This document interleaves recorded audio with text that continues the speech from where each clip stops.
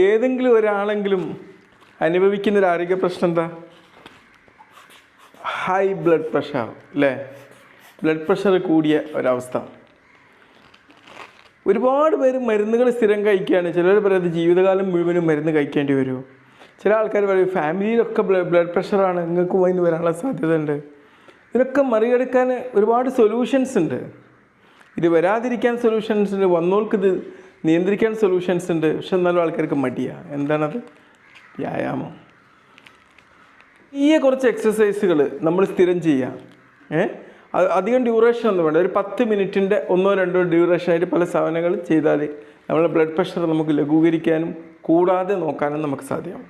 ഇപ്പോൾ blood pressure നമ്മളിപ്പോൾ വ്യായാമം ചെയ്യുകയാണെങ്കിൽ സ്റ്റിഫ്നെസ് ഉണ്ടല്ലോ, കട്ടിയായി നിൽക്കുന്നത് കുറച്ചൊന്ന് ലഘൂകരിക്കുകയും നമ്മുടെ എന്താവും അങ്ങോട്ട് ഈസി ആയിട്ട് രക്തം ഫ്ലോ ചെയ്യുന്നൊരു സാഹചര്യം ഉണ്ടാക്കുകയും ചെയ്യും.